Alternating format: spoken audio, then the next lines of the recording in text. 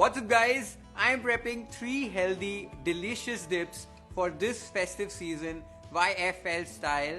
A peri peri hummus, a creamy garlic dip with homemade cream cheese and a pav bhaji flavored desi salsa. And I'm going to prep them up quickly in my food processor. So let's do this.